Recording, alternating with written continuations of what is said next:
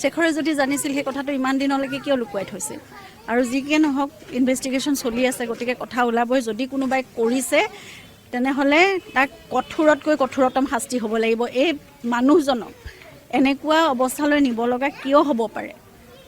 সকলোকে ইমান মৰম কৰিছিল মানুহজনে অকল মৰমেই কৰিব জানিলে আৰু তাৰ বাহিৰে একো নাই মোকো অকল শিকালে যে বিশ্বাসেই কৰা সকলোকে আৰু সকলোকে আমি নিজৰ বুলি আঁকোৱালি লৈছিলোঁ নিজৰ আছিলে সকলো চব পৰিয়ালৰ আছিলে সকলো ভাই ককাই চব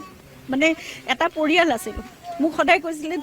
তেওঁলোক এক্সটেণ্ডেড ফেমিলি তেওঁলোকৰ কাৰণে আমি চিন্তা কৰিব লাগিব তেওঁলোকৰ পৰিয়ালৰ কাৰণে সদায় সেইটোৱে কৰি থাকিলোঁ আমাৰ লগত কি কৰিলে তেতিয়াহ'লে যদি এনেকুৱা কৰিছে গতিকে কোনোবাই যদি কৰিছে নহয় কঠোৰতকৈ কঠোৰতম শাস্তি যি হ'ব পাৰে তাৰমানে কৰক দিয়ক মই সেয়া মই ইতিমধ্যে উল্লেখ কৰিছোঁ যে ইনভেষ্টিগেশ্যন যিহেতু চলি আছে মই আইনৰ কথা একোৱেই নাজানো গতিকে মোৰ লগত ৰাখিলেনো কি হ'ব বা ৰাজহুৱা কৰিলে কিবা যদি হেম্পাৰ হ'ব পাৰে নহ'ব পাৰে মই একো কথা নাজানো গতিকে সেয়া মই তদন্তকাৰী বিষয়াৰ হাততে মই উভতাই পঠাইছোঁ যদি সেয়া ৰাজহুৱা কৰিব পাৰি তেতিয়াহ'লে হয়তো তেওঁলোকৰ পৰাই হয়তো পাব আৰু গতিকে মই আইনৰ কোনো কথা মই যি নজনা কথাটো মোৰ জ্ঞান শূন্য মই এই ক্ষেত্ৰত গতিকে সেয়া মই হাতত ল'ব বিচৰা নাই গতিকে মই মোৰো ব্যক্তিগত সম্পত্তি নহয় এতিয়া তদন্তটো ভালকৈ হ'ব লাগে তাত কোনো ব্যাঘাত জন্মিব নালাগে মই ঘূৰাই পঠিয়াইছোঁ তেওঁলোকৰ হাতত কৰিছে হয় আজি ষ্টেটমেণ্ট লৈছে মোৰ আৰু ভণ্টিৰ সম্পূৰ্ণভাৱে দীঘলীয়াকৈ তেওঁলোকে সকলো লৈছে একদম আৰম্ভণিৰ পৰা মই জুবিনক কেতিয়াৰ পৰা চিনি পাইছোঁ তেতিয়াৰ পৰা সকলোখিনি কথা লৈছে মই আচলতে কথাটো এইটোৱে চিন্তা কৰিলোঁ আমি আৰু মই পৰামৰ্শও ল'লোঁ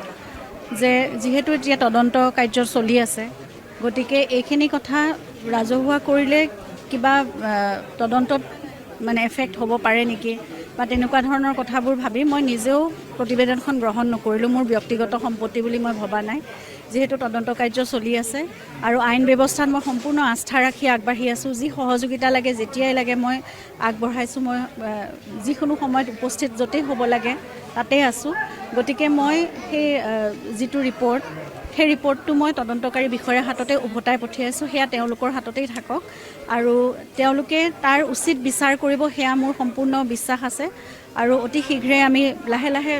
ভালকৈ আগবাঢ়িছে বুলি আমি বিশ্বাস কৰিছোঁ আৰু অতি শীঘ্ৰেই তাৰ ফলাফলসমূহ আমি ভালকৈ পাম বুলি আশা কৰিছোঁ গতিকে সেয়া আদালতৰ ওচৰতে হওক বা তদন্তকাৰী বিষয়াৰ ওচৰতে থাকক এতিয়া মই ব্যক্তিগত সম্পত্তি হিচাপে মই ভবা নাই আৰু সেইখিনি